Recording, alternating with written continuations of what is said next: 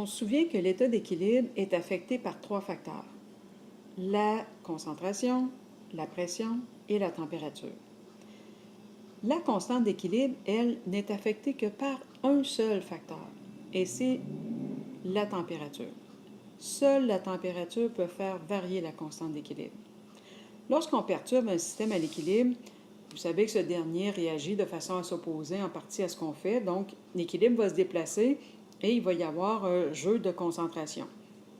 Comment se fait-il que quand la perturbation que je fais, c'est la concentration ou la pression, que le nouvel équilibre ne fait pas en sorte que la constante change?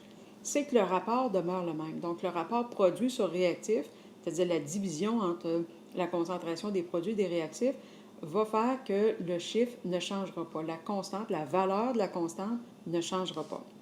Par contre, dans le cas de la température, la valeur de la constante va changer parce que le rapport produit-réactif est modifié. Alors, selon le principe de Le Chatelier, une hausse de la température sur un système favorise la réaction endothermique, on se souvient de ça. C'est donc dire que seuls les réactifs ou les produits vont être favorisés. C'est pour ça que le rapport produit sur réactif va être modifié nécessairement. Alors que si on joue avec la concentration, on augmente la concentration d'un réactif, le système va vouloir l'éliminer, il va le transformer en produit, il va y avoir davantage de produits, mais on ne sera pas capable de tout enlever la concentration de la substance qui a été augmentée. Donc, à la fin, la valeur de la constante ne changera pas. Comment la constante va être affectée par une modification de température?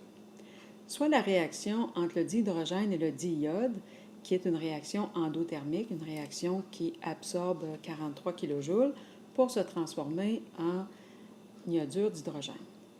Quel serait l'effet sur la valeur de la constante d'équilibre d'une diminution de la température du système?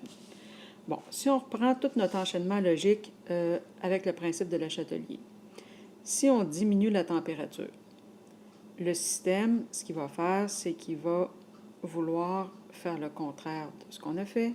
Donc, le système veut augmenter la température. Comment on fait pour augmenter la température d'un système?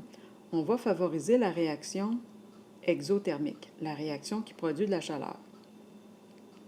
Ici, la réaction exothermique, dans ce problème-là, c'est la réaction inverse.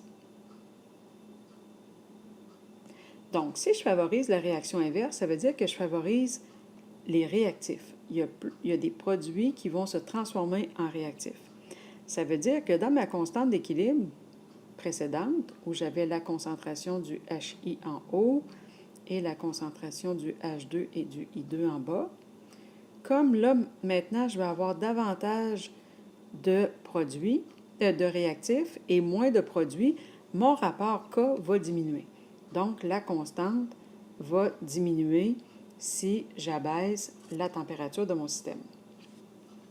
On pourrait résumer ça en 4 points, c'est-à-dire qu'est-ce qui se passe quand la réaction directe est endo, qu'est-ce qui se passe quand la réaction directe est exo, puis que j'ose la température ou je la baisse à chaque fois. On va y aller cas par cas. Alors, si la réaction est endothermique et que je hausse la température, si je hausse la température, le système veut la diminuer et on diminue la température en favorisant la réaction endothermique. La réaction directe est endothermique, donc la réaction qui est favorisée, c'est la réaction directe. Si je favorise la réaction directe, c'est que j'ai davantage de produits à la fin. Si j'ai davantage de produits, comme les produits sont au numérateur, ma constante va augmenter. Si toujours j'ai une réaction endothermique, mais que j'abaisse ma température, le système va vouloir augmenter la température en favorisant la réaction exothermique, qui dans ce cas-ci va être la réaction inverse. En favorisant la réaction inverse, je favorise les réactifs, donc ma constante va diminuer étant donné que les réactifs sont au dénominateur. Je poursuis mon raisonnement. J'hausse la température, le système veut la diminuer, en favorisant la réaction qui est endothermique. Ma réaction directe étant exo, ça veut dire que c'est ma réaction inverse qui est endo. Je favorise donc les réactifs, ma constante va diminuer.